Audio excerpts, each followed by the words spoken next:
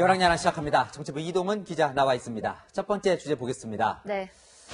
노 바운더리, 이 경계를 허문다는 뜻이기도 하고, 이 네. 앞서 리포트에 나온 탁형민 비서관 측근의 회사 이름이기도 하죠? 네, 경계를 허문 수주라고 해야 될까요? 그런가요? 네. 자, 청와대 해명을 한번 뜯어보죠. 이 몰아주기 의혹이다. 이거에 대해서는 어떻게 해명을 합니까? 네, 청와대는 노 바운더리가 청와대 생사는 3건만 수주하고 나머지는 모두 정부 행사를 수주한 거라고 반박했는데요. 하지만 청와대 행사와 정부 행사를 나눠서 청와대 행사는 적었다고 해명하는 게 무슨 의미가 있는 건지 잘 모르겠습니다. 정부 주최 행사를 하더라도 대통령이 참석을 하게 되면 청와대 의전 비서관실이 주도적으로 개입할 수밖에 없기 때문입니다. 또 문제가 되는 게 경쟁을 하지 않고 이 아름아름 계약을 체결하는 수의 계약 부분이잖아요. 네, 청와대는 대통령 행사는 보안이 필요한 긴급 행사라 공모 없이 수의 계약으로 할 수 있다고 해명했습니다. 대통령 행사는 보안이 생명이라 맞는 얘기이긴 한데요.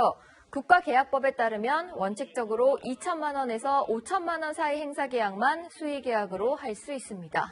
그런데 이 노 바운더리 업체는 네. 분기가 안 됐을 때도 이 행사를 5건이나 수주를 했어요. 네. 어떻게 보면 이 무허가 업체가 정부나 청와대 행사를 수주했다 이렇게 볼 수도 있는 거 아닙니까? 청와대는 꼭 대기업만 행사를 수주하는 법이 있냐고 되물었습니다. 능력 있는 모두에게 기회를 준 것이 문재인 정부의 행사라면서 기획사 능력은 법인 등기와는 아무 상관이 없다고 했는데요. 탁형민 비서관과 인연이 있는 업체가 능력이 뛰어나다는 얘기입니다.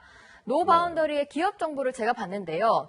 업계 순위가 176위에 불과했습니다.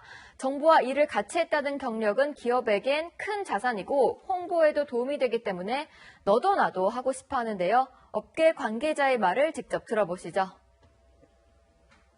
제가 생각하기에는 그 이득이 있을 것 같습니다. 그리고 정부 쪽이랑 일을 한다라는 것 자체가 공신력을 좀 얻는다는 의미여서 저희도 정부 관련된 기관들이랑 같이 일을 많이 해보려고 지금 하고 있는 거고요. 네, 이 의혹 탁 비서관은 뭐라고 합니까? 제가 직접 연락해봤는데요. 1절 연락을 받지 않고 있습니다. 네, 그렇군요. 이 정부 일을 따냈는데 이 탁 비서관의 도움이 있었는지 그게 중요해 보이는데요. 자, 네. 다음 주제 보겠습니다. 자, 이 채무 보상 운동. 네. 누가 누구의 채무를 보상해 주겠다는 건가요? 친여 성향 누리꾼들 사이에서 고 박원순 전 서울시장의 빚을 대신 갚아주자는 말이 나오고 있습니다. 2019년 말 기준으로 박 전 시장의 재산은 마이너스 6억 9천만 원입니다. 7억 원 정도 되는 적지 않은 돈인데 이 빚을 어떻게 갚아주겠다는 거죠? 먼저 일단 모금 운동을 해서 빚을 갚아주고 집 네. 없는 가족에게 집을 얻어주자는 게 도리라는 말도 나왔고요.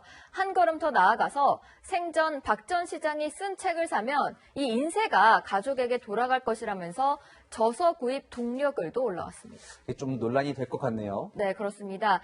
친여 성향 지지층 입장에서는 박 전 시장이 생전에 창념했다는 걸 부각하기 위한 의도로 보이는데요. 진실이 밝혀지지 않은 상황에서 이런 식으로 박 전 시장을 옹호하는 건 성추행 피해 고소인에게 또 다른 상처가 될 수도 있어 보입니다. 네, 지금까지 열왕야랑이었습니다.